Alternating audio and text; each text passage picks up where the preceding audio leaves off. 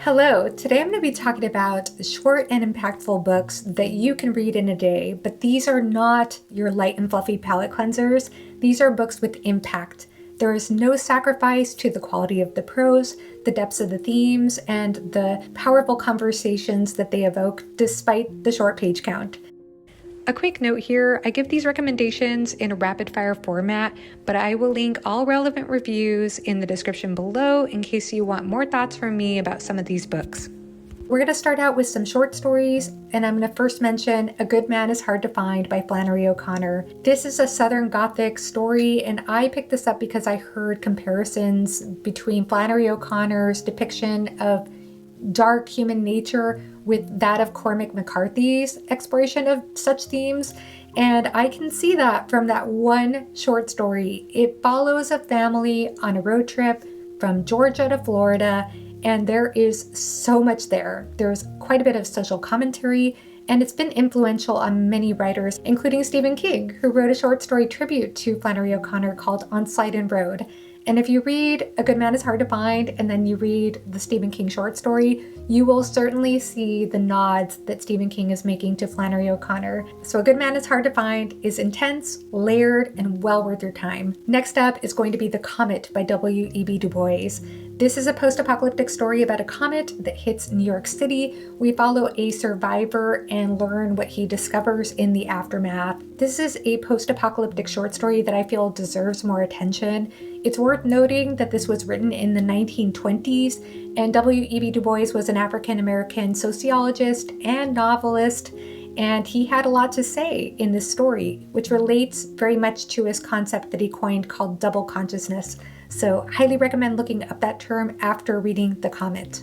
Next up, I have to mention The Lottery by Shirley Jackson. I could go with We Have Always Lived in the Castle, which was my introduction to the author, but The Lottery has a similar theme as We Have Always Lived in the Castle, and yet it is so short. This is one that hits hard so quickly that you might miss it unless you take some time to process what you read. I had my husband read this, and at first he just took it in, kind of nodded his head, and then after so many minutes passed by, he started to think about it more, and you could tell that it was starting to settle in and get under his skin more. I feel like it's one of those kind of stories. You can't help but associate the word macabre with Shirley Jackson. Chess Story by Stefan Zweig takes place on a boat trip from New York City to Buenos Aires. A chess match takes place between the reigning chess champion who is aboard the ship and a mysterious guest. And there is so much tension between these two. It is such a psychological exploration that makes the game out to be so much more than just a game. Great contrast, great irony, excellent storytelling in a short page count. White Nights by Dostoevsky is a story that is all about what it means to be a dreamer, but it's also about promises that can't be kept. We are in St. Petersburg. There's a young man who encounters a distraught young woman. It's described as a sentimental love story, but I feel like it also goes into the depths of loneliness. When I finished the book, it made me think of Schumann's Dichterliebe with poetry by Heinrich Heine. For those of you who are into classical music, you might know of this song cycle, and Dostoevsky captured something similarly meaningful and biting in White Nights. The Lathe of Heaven by Ursula K. Le Guin explores the nature of dreams and reality in a short page count. We have a psychologist character juxtaposed with a man who finds that whatever he dreams becomes reality. This also explores the nature of ambition, how ambition can become addictive, how we can feel this insatiable need to improve upon the world rather than accept it. It touches on some Buddhist philosophy and Taoist philosophy, as Le Guin is known to do. I might also mention The Word for World is Forest by Le Guin, which is also an impactful short science fiction story. That one might appeal more to people who are into fantasy, and I understand it was inspired by events in Vietnam. So it is about conquest, and it is about the nature of dreams again, colonization, and it's a great introduction to Le Guin's work as well. Small Things Like These by Claire Keegan is set in Ireland around Christmas time. We follow a coal merchant named Bill. He is making a delivery to a convent when he's confronted with a moral decision, a moral dilemma that causes him to reflect back on his life. It explores what I call the Good Samaritan effect. What would you do if you see a stranger in need, especially if there are some very difficult ethical situations surrounding it? Would you be willing to stop and go out of your way, even if it might be a risk to you? I think it's partly Good Samaritan, but it also goes a little deeper than that too. This one is great to read around Christmas time because, again, it is set around that time of year. But I'll also say that Foster could be read any time of year, and this one is all about what is not said. It's about a young girl who's taken in by a couple who have lost their child, and it's basically a slice of life narrative. You explore the menial tasks in a day with this family, but it really explores something powerful and poignant in a short page count as well. A Pale View of Hills by Kazuo Ishiguro follows a woman who learns about the death of her daughter by suicide, and this causes her to reflect on her past in the wake of the atomic bombing in Nagasaki, Japan. It's a story that is about progress versus tradition, what it means to be a woman, the decisions that one makes for one's family versus oneself, and it has an ending that just leaves your mind reeling for days, or it did for me anyway. Ethan Frome by Edith Wharton will pierce you in the heart for its 99-page length. This is a story that is about the intersection between poverty, marital conflict, and human need. We follow a poor farmer named Ethan Frome who's been through a horrific situation, and we learned about what he went through in his past. There's so much excellent imagery and contrast in this story, and the end is like a double whammy. It has excellent irony, and it's one that I highly recommend. The Passion According to G.H. by Clarice Lispector is a stream of consciousness narrative that is a transcendent, sublime inner journey of a woman who encounters a cockroach and ends up having an existential crisis. It is psychologically disturbing, profound, provocative, and I thought it was an experience. If you can get behind Clarice Lispector's style and stream of consciousness narrative, I will also recommend The Hour of the Star, which takes place in the slums of Brazil, in the slums of Rio de Janeiro. We follow a young girl who is living the most pitiful existence possible, and there is a writer who is commenting about all of this.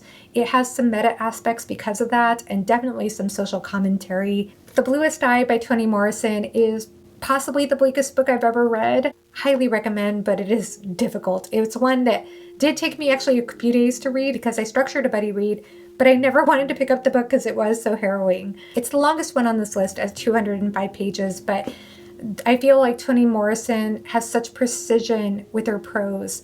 Her word choice, her diction is impeccable. This is a story about a young Black girl who feels like the answer to her problems in life, including that of abuse and neglect, would be for her eyes to be transformed from brown to blue. As difficult as this story is, it paints a broader picture of societal issues, and it's an absolutely outstanding debut. I have two Tolstoy recommendations, one being The Death of Ivan Ilyich, which is my favorite short story by Tolstoy. And this is a story that is a cautionary tale about coming to the end of your life and confronting the question of whether your life was well lived. But it also goes into the question of personal life versus professional life and so much more.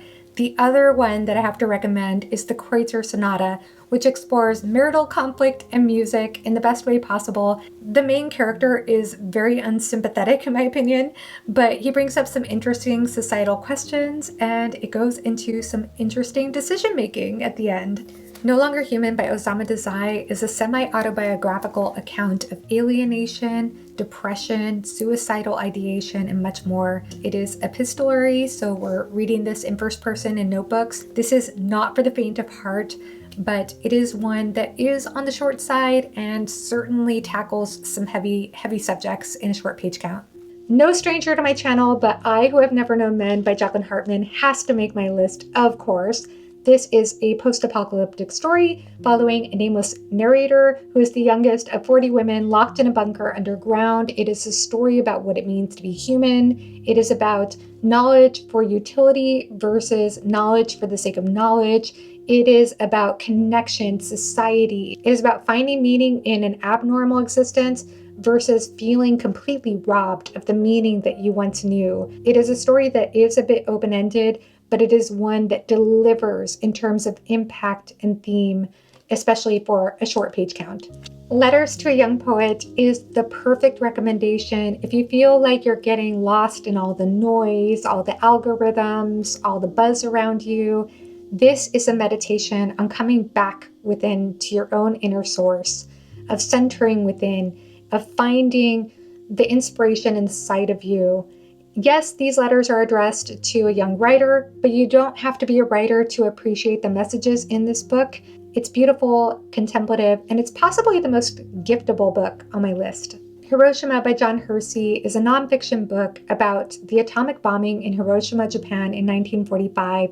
We follow the accounts of 6 people, 6 survivors, where they were when the bomb happened, how they experienced the immediate aftermath, and the aftermath years and years later. It is harrowing in its details, in its depictions, but like the blurb on the front says, everyone who is able to read it should read it. This is one that is an important nonfiction book, in my opinion. I know there are many books about the topic of Hiroshima, but I do think that John Hersey did it justice in this book. And I think it's also worth noting here because it is so short. That concludes my list of short, impactful reads that you can read in a day or 2, depending on if you're a slow reader like me. But for me, these are stories that stand the test of time, that left me thinking and feeling for days. So I would love to hear your thoughts about this list. I also want to quickly mention that I started this short story collection by Borges, which is the Aleph and Other Stories. And I'm already finding that this could be a good recommendation, but I'm going to finish it first to find out. But please let me know your thoughts in the comment section below. And thank you so much for watching. Have a great rest of your day. Bye-bye.